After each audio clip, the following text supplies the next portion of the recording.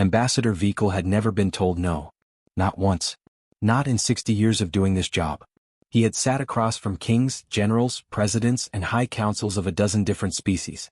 He had slid the same paper across the same kind of table in 31 different rooms on 31 different worlds. And every single time the other side had looked at that paper, looked at the fleet sitting outside their window, and quietly agreed to whatever the Arundel Empire wanted. It was not a negotiation. It never really was.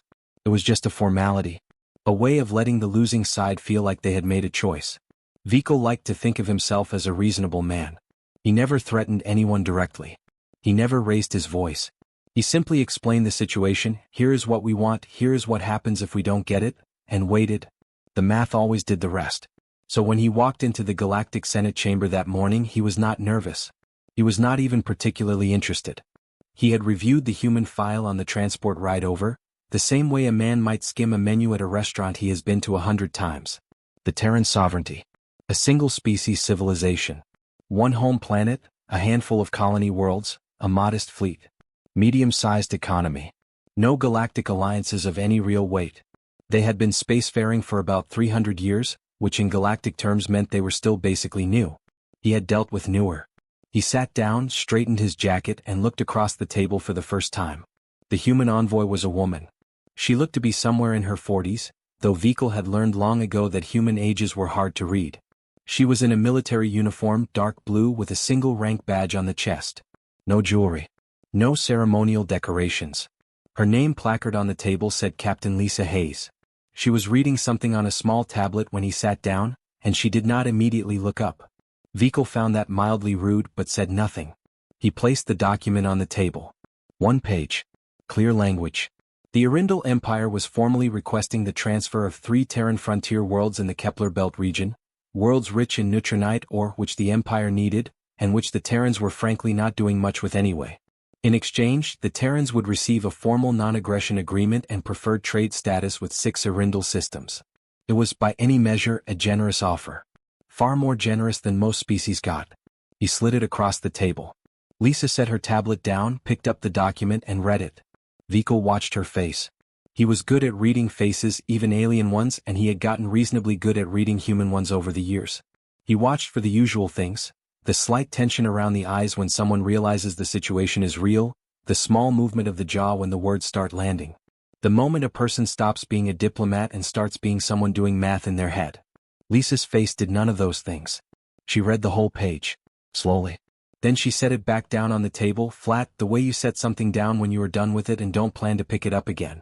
Then she reached into the front pocket of her jacket and took out a data chip. A small one, the kind you could buy at any port terminal for almost nothing. She placed it on the table and slid it across to him. Vikal picked it up. Plugged it into the reader on his side of the table. One line of text appeared on his screen. You have been warned. Do not enter human space. He stared at it for a moment. Read it again in case he had missed something. The second page maybe. A list of counter demands. A request for more time. Nothing. Just that one sentence. He looked up. Lisa was standing. She had already pushed her chair back and was buttoning the top button of her jacket, the way someone does when a meeting is over and they have somewhere else to be. She picked up her tablet, tucked it under her arm, and glanced at him once. Not with anger, not with nervousness, just with the calm, flat look of a person who has said what they came to say. That is your response? Vikal asked. That's our response, she said. And she walked out. The room was very quiet for a moment.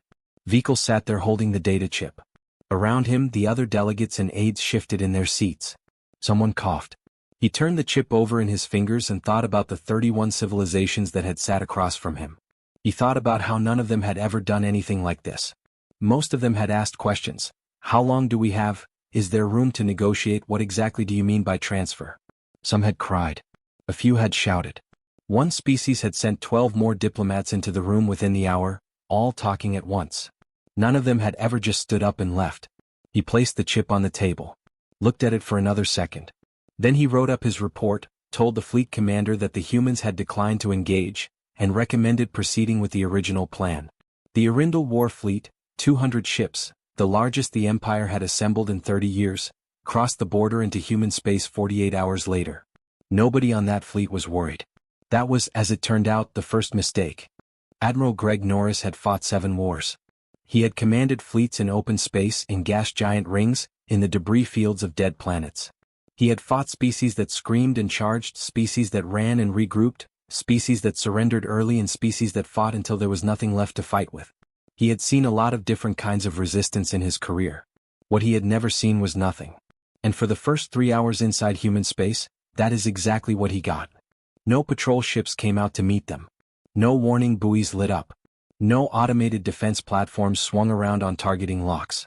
The sensors on his flagship swept the area continuously, and continuously came back with the same answer: clear. The 200 ships of the Arindal War Fleet moved deeper into human territory in tight formation, engines running smooth, and the space around them stayed completely, perfectly empty. Norris stood at the main display and watched the Kepler belt growing larger on the map ahead. It was a dense asteroid field, wide and deep, sitting across the most direct route inward. Navigating it would slow them down, but there was no way around it without adding 2 weeks to the journey. Standard procedure for a fleet this size was to punch straight through, carefully but directly. He ordered the formation to tighten up and reduce speed. Standard belt navigation protocol. His navigator pulled up the density charts. Rocks everywhere, sure, but nothing unusual. Normal asteroid field. Nothing that would show up as a threat. They went in. The first hour inside the belt was quiet. The crew relaxed slightly. A few officers started talking about what the Kepler worlds would look like up close, what neutronite or actually smelled like when you cracked open a fresh deposit. Someone in the back of the bridge made a joke about how the humans had just run away and maybe this whole operation would be over in a week. Norris didn't laugh, but he didn't disagree either. Then, in the second hour, one of the junior sensor officers said something quietly. "Admiral, some of these rocks are moving." Norris turned around. "Asteroids move. That's what they do." "Yes, sir, but..." The officer paused, staring at his screen. "These ones are moving together." Norris crossed the bridge in 4 steps and looked at the display. The rocks were not drifting the way asteroids drift. Slow, random, following their own ancient paths around the gravitational pull of the system. These were moving with direction. Small corrections. Adjustments. Like something with a purpose. He opened his mouth to say something. The first volley hit. It came from 3 directions at once. Chunks of iron and rock the size of houses, moving at speeds that no natural asteroid should ever reach, struck the front of the formation before a single-point defense system had time to lock on. 4 Arindal warships were gone in under 10 seconds. Not damaged. Gone. The debris from 2 of them knocked another ship sideways into a third, and suddenly the tight formation that had looked so impressive leaving home was a scrambled mess of vessels all trying to move at once in different directions. Norris grabbed the edge of the display console and stayed on his feet. "All ships, break formation, scatter pattern delta," he started. The second volley was already coming. And this was the thing that would stay with him for the rest of his life, the thing he could not explain properly when he tried to write about it later. The second volley did not hit where the ships had been. It hit where the ships were going. It hit the scatter pattern. As if whatever was firing these rocks had already decided, before the fleet even started moving, exactly where each ship would try to run when things went wrong. 7 more ships went dark. Norris stood on his bridge and tried to think clearly while everything around him was alarms and shouting and damage reports coming in faster than anyone could read them. He looked at the sensor display and tried to understand what he was looking at. There were no human ships. He kept checking for that. He kept expecting a fleet to appear, to come around the far side of the belt, to drop out of a jump point, something. That was how battles worked. Someone shot at you and eventually you found who was doing the shooting. What he was finding instead was machines. Buried inside the rocks themselves. Mass drivers, long magnetic rails that could accelerate a projectile to lethal speed, fitted directly into the bodies of asteroids that had been quietly hollowed out and retrofitted at some point in the past. Each one was connected to a sensor package. Each sensor package was connected to a targeting system. And the targeting system, as best as his people could figure out while actively being hit by it, was connected to everything else in the belt, sharing information, coordinating fire, working as one single enormous weapon spread across millions of kilometers of space. The humans had not built a defense fleet. They had built a defense field. And then they had put rocks on top of it so it looked like nothing. Norris spent the next 2 hours trying to fight back. He sent ships to destroy the armed asteroids directly, and lost 4 more to the rocks those ships flew past on the way there. He tried pulling the whole fleet back to the belt entrance, and lost 3 more during the retreat because the belt behind them had already repositioned. He tried going around and found that the belt was wider than the charts had suggested, considerably wider, as if the charts had been deliberately filed with slightly wrong numbers. At some point around the 4-hour mark he sat down in his command chair and just looked at the numbers. 60 ships. In 4 hours. Against rocks. No human soldiers. No human pilots. Not a single living crew member on the other side of any of this. Just machines that someone had built, buried, and then walked away from, trusting that they would do their job whenever the time came. He thought about Captain Lisa Hayes walking out of that Senate chamber. The single data chip. The one sentence. He was starting to understand what it had meant. The humans still hadn't shown up. And somehow, that was the most frightening part of all. It did not start with a war. It started with a ship. 312 years before Admiral Greg Norris lost 60 vessels to a belt of armed rocks, a small Terran colony ship called the Reaching Hand left Earth carrying 418 people. Families mostly. Engineers, teachers, farmers. People who had signed up for the long journey out to a newly surveyed world in the Outer Drift region, a planet with breathable air and decent soil and enough distance from Earth that a person could feel like they were starting something fresh. They never arrived. An Arindal patrol found them 11 months into the journey. Not because the Reaching Hand had done anything wrong. Not because it was carrying anything valuable. It was simply in a part of space that the Arindal Empire had recently decided was theirs, and the patrol commander at the time had decided that the simplest solution to finding an unknown vessel in his territory was to remove it. 418 people. Gone. The message reached Earth 7 weeks later. And the Terran sovereignty, young, small, nowhere near powerful enough to do anything about it directly, had a very long and very quiet meeting about what to do next. They could protest. They could take it to the Galactic Senate, which had existed for about 40 years at that point and was mostly a place where older civilizations talked politely and ignored smaller ones.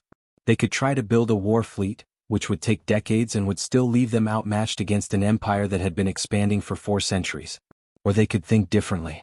The people in that meeting were not soldiers. They were planners. Engineers. People who had spent their careers thinking about long problems, how to terraform a planet over 200 years, how to build infrastructure that would last 5 generations, how to solve a problem that you personally would never live to see the end of.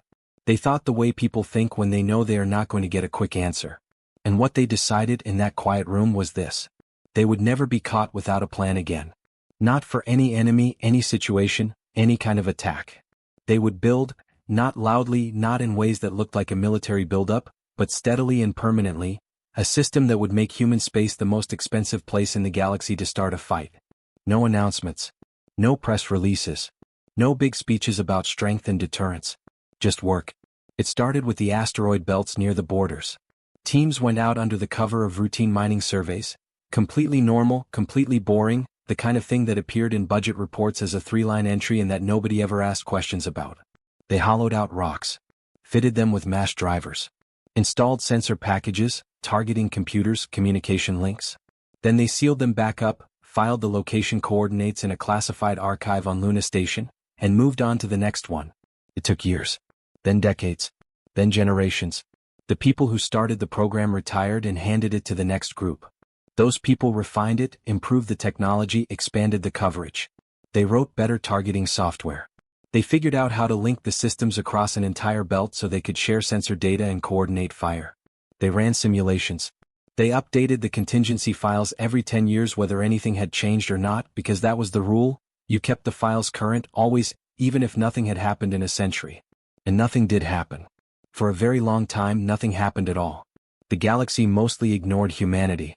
The Arindal Empire expanded in other directions. Other civilizations came and went.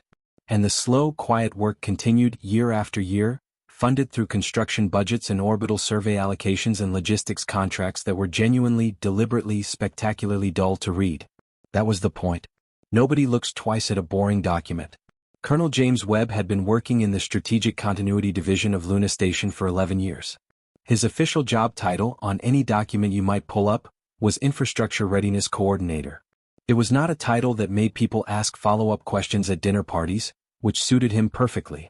He was 44 years old, he drank too much coffee, and he knew the contingency files for human space better than he knew his own home address. He was at his desk when the Arindal fleet crossed the border. He had known they would cross it. The diplomatic situation had been tracked for months, the fleet movements logged, the probability assessments updated weekly. When Lisa Hayes walked out of that Senate chamber and came back with nothing, Webb had simply opened the active operations panel on his screen and started at Contingency 1. By the time the fleet hit the Kepler belt, he was on contingency 9. He checked it off, poured himself another cup of coffee, opened contingency 10, read through it to confirm the automated systems were doing what they were supposed to do, and confirmed that they were. He leaned back in his chair and looked at the battle display. 60 Arindal ships were gone. The belt was performing exactly as designed. The targeting coordination was running within acceptable parameters. The secondary coverage systems on the far edge of the belt had not even been needed yet. He made a note in the operations log. Just a few lines. Time, status, contingency number. The kind of entry that a person writes when things are going the way they planned. Because that was the thing people on the other side of this battle did not understand, and probably could not understand because it required thinking about time in a way that most civilizations simply did not. This had not been built for this war. It had not been built for any specific war. It had been built because 300 years ago, a group of planners sat in a room after losing 418 people and decided that the only real answer to living in a dangerous galaxy was patience. Not anger. Not revenge. Not a bigger fleet. Just patience. And work. And the willingness to prepare for a problem that might not arrive for 300 years. Webb checked off contingency 10. Opened contingency 11. Took a sip of coffee. He had not been surprised once.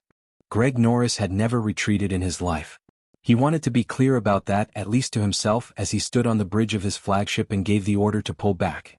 This was not a retreat, he told himself. This was a tactical reposition. A recognition of changed circumstances. A commander making a rational decision based on updated information.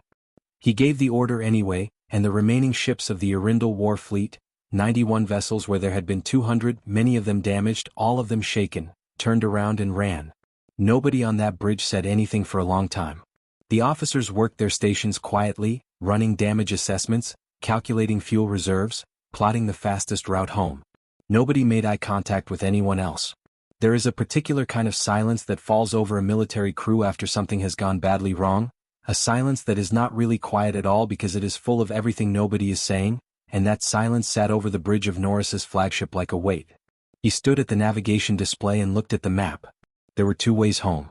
The long way added 19 days to the journey, skirting around the outer edge of the system, staying well clear of anything that might be another ambush. It was the cautious choice. The safe choice. Under normal circumstances, Norris would never have considered it.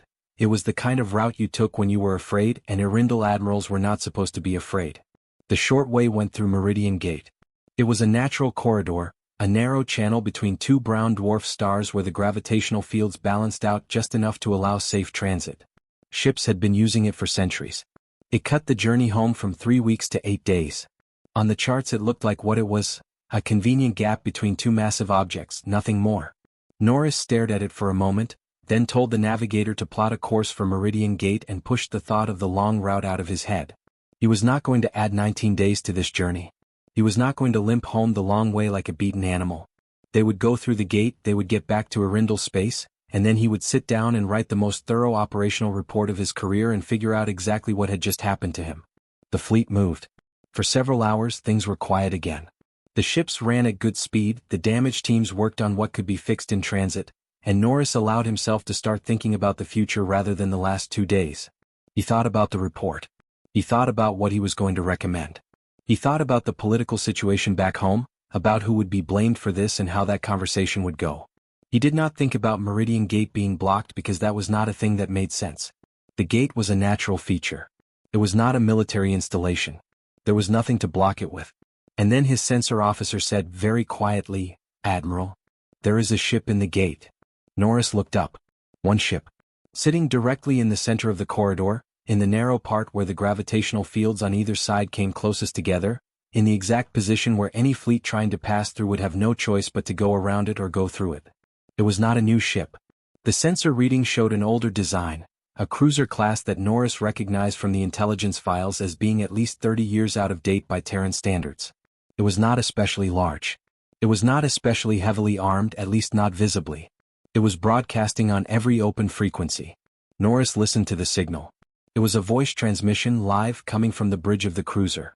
The man on screen looked to be in his late 50s, gray hair cut short, a few days of stubble on his jaw. He was in a Terran military uniform, but he had the top button undone and his sleeves rolled up slightly, and he had the general appearance of a person who had been awake for too long and was mildly unhappy about it but was managing. His name tag said Mitchell. "Admiral Norris," the man said, and his voice was calm and even, not aggressive, not dramatic, just the tone of someone stating facts. "I'm Commander Ray Mitchell, TSS Endurance. I've been sitting here for about 6 hours waiting for you, so I appreciate you showing up." He shifted slightly in his chair. "I'll keep this short because I think we're both tired. You've got 2 choices." Norris said nothing. He watched the screen. "Choice 1, Ray continued, you sign the withdrawal treaty that's being transmitted to your communications officer right now. Full withdrawal from human space, binding under Galactic Senate law, with a formal acknowledgement that the Kepler Belt worlds remain Terran territory. You sign it, I verify the signature, and you go home. All of you. Tonight." He paused there for a moment, just long enough. "Choice 2, you try to push through this gate. And you find out what we buried in this corridor 53 years ago." Another pause. "I want to be honest with you, Admiral, because I think you deserve that much at this point. I do not know exactly what is out there. I have the file and I have read the file, and the file is," he seemed to consider his words, "thorough. But I was not born yet when they seeded this corridor, so I have not seen it personally. I just have the authorization code. And I would genuinely rather not use it." He leaned forward slightly. "But I will. If that's the choice you make." Norris stood very still on his bridge and looked at this tired, slightly rumpled man on the screen, sitting on an old ship in the middle of a gravitational corridor, completely alone, with 91 warships pointed at him, and he felt something he had not felt in a very long time. He thought about the asteroid belt. About machines buried in rock and left there for years, waiting without complaint, without maintenance, without anyone checking on them, just waiting until the right moment and then performing perfectly. He thought about the contingency files that must exist, had to exist, for a thing like this to work. He thought about whoever had sat down 53 years ago, and decided that Meridian Gate needed to be prepared for just in case one day an enemy fleet tried to run through it. 53 years ago. Whoever made that decision was almost certainly dead now. They had never known if the preparation would ever be needed. They had done it anyway. And now Ray Mitchell was sitting in the gate with a code and a tired face and the absolute, quiet, completely convincing certainty of a man who knows that the thing behind him is real. Norris looked at the withdrawal treaty on his secondary screen. He read it. It was straightforward. Complete pullback, formal recognition of Terran territorial boundaries, the whole thing logged with the Galactic Senate so it could not be quietly walked back later. He looked at the gate. He looked at Mitchell. He thought about 60 ships gone in 4 hours and what was buried in a corridor that he could not see and could not scan and could not know. He picked up the authorization stylus. He signed. Ray Mitchell looked at the confirmation on his screen, nodded once and leaned back in his chair. "Safe travels, Admiral," he said and cut the channel. The fleet went home. 6 months is not a long time in galactic politics. Empires take years to shift their positions. Old alliances take decades to renegotiate. The kind of slow, careful diplomatic maneuvering that civilizations do when they want to change something without admitting they are changing it, that usually takes a generation or 2. The Galactic Senate had been around for over 400 years, and in that time it had developed a very particular rhythm, the rhythm of people who believe that nothing important ever happens quickly. So when the full Senate convened 6 months after the Arindel fleet came home with 91 ships instead of 200, and when Ambassador Lisa Hayes walked into that chamber and took her seat at the Terran table, every delegate in the room was watching her. Not loudly. Not obviously. The way experienced diplomats watch things, with their eyes pointed somewhere else. Lisa had brought 2 aides with her. She had a single folder on the table in front of her, thin, maybe 15 pages. She did not look like someone who had just won a war. She looked like someone who had shown up to a routine meeting and was hoping it would not run too long. When it was her turn to speak, she stood up and talked for about 12 minutes. She did not give a victory speech. She did not list the Arindel losses or describe what the automated systems in the Kepler belt had done or explain in detail how long humanity had been preparing for exactly this kind of situation. She did not threaten anyone. She did not warn anyone. She spoke quietly and clearly, the way a person speaks when they are not trying to convince anyone of anything because they do not feel that convincing is necessary. She said that the Terran sovereignty was not interested in conquest. Never had been. They were not building an empire. They did not want anyone else's planets or resources or trade routes. They had enough of their own and they were content with what they had. She said that humanity had a long memory. Not a bitter one, she was careful to say that, not bitter, just long. They remembered things. They remembered the reaching hand. They remembered 418 people who had simply been traveling and had never arrived. They remembered every hard lesson they had ever learned in 300 years of being a small civilization in a galaxy that did not particularly care whether small civilizations survived. And she said that they had a habit, maybe an unusual one, of taking every bad thing that happened to them and turning it into a plan. Not immediately.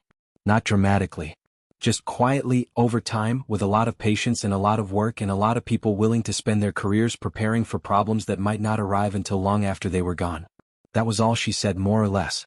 She sat back down, closed her folder, and waited for the session to continue. The chamber was very quiet for a moment. Then the session continued, because that is what the Senate does. It continues, and various delegates said various things, and the formal record of the day was filled with the usual language of diplomatic proceedings.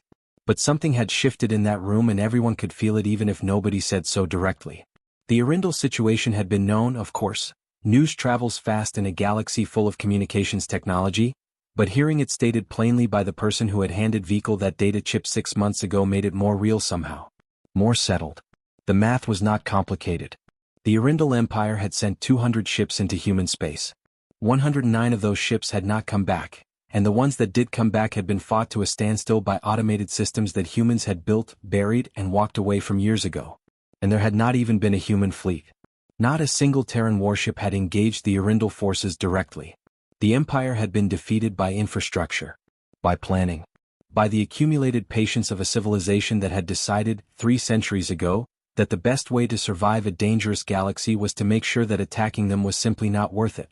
And if that was what the publicly visible portion of their defense looked like, the part that an invading fleet actually ran into, then the obvious question, the question that every strategic advisor on every council of every spacefaring civilization was quietly asking their colleagues right about now, was what did the rest of it look like? The parts nobody had seen.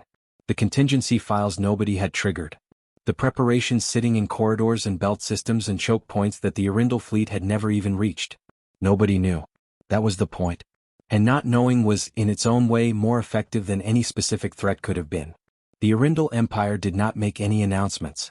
They did not hold press conferences or issue formal statements about changes to their military posture. But over the following months, quietly, 2 of their border fleets were stood down. Ships were reassigned. Patrol routes that had previously run close to Terran territory were redirected elsewhere. It was done in the language of routine administrative restructuring, the kind of reorganization that large military organizations do periodically for all sorts of perfectly ordinary reasons. Nobody believed that, but nobody said so, and the thing got done regardless. 17 other civilizations had similar quiet conversations around similar conference tables. Some of them had been watching the Kepler frontier for years, noting how thinly the Terran worlds out there were apparently defended, making long-term calculations about opportunity and risk. Those calculations were revised. The opportunity columns got smaller. The risk columns got considerably larger. Border surveys that had been creeping gradually in one direction stopped creeping. Development plans for certain regions were shelved indefinitely. It did not happen all at once, and it did not happen with any drama. It just happened slowly, the way the galaxy adjusts to new information. In the back of the Senate chamber, during a recess between sessions on the 3rd day of the convening, a young Arundel diplomat sat in one of the rear observation seats and watched Lisa Hayes talking to a colleague across the room. He was 26 years old. His name was Dovin, and he had been posted to the Senate 8 weeks ago, his first real assignment after finishing his training, and he had arrived just in time to watch his empire sign a withdrawal treaty and come home short by over 100 ships. He had read everything he could find about humanity in the weeks since. History files, economic reports, cultural surveys, the dry academic papers that galactic anthropologists wrote about younger civilizations. He had read the official account of the reaching hand and the Terran response to it. He had read about the infrastructure programs, at least the parts that were publicly documented, which he now understood represented only a fraction of what actually existed. He had a form on his tablet. A cultural exchange visa application for the Terran sovereignty. A program that allowed citizens of other civilizations to spend a year living and working in human space, studying at their universities, learning the language, understanding the culture. It was not a diplomatic posting. It was not strategic intelligence gathering. He simply wanted to understand these people. The ones who had lost a colony ship 300 years ago and responded not with anger but with 3 centuries of quiet, patient, unglamorous work. The ones who had won a war without leaving their chairs. The ones who had planted weapons in a corridor 50 years before anyone tried to use that corridor against them and then trusted, completely, that the work would hold. He wanted to know how a civilization thought like that. Whether it was something in the history or the culture, or just the particular way humans were built inside. Whether it was something that could be learned. He filled out the form and submitted it before the recess ended. Lisa Hayes never knew about that, not then.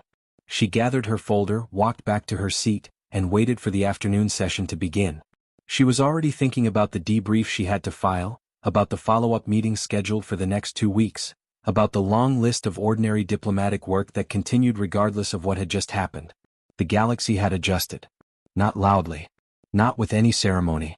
It had simply looked at the evidence and updated its understanding of what humanity was. Not a small civilization in a big galaxy. Not a young species still finding its way. Not the quiet, unremarkable presence it had always appeared to be from the outside. Something older than it looked. Something that had been watching and learning and building and waiting with a patience that most civilizations could not even imagine, let alone practice. They had never been weak. They had just been getting ready.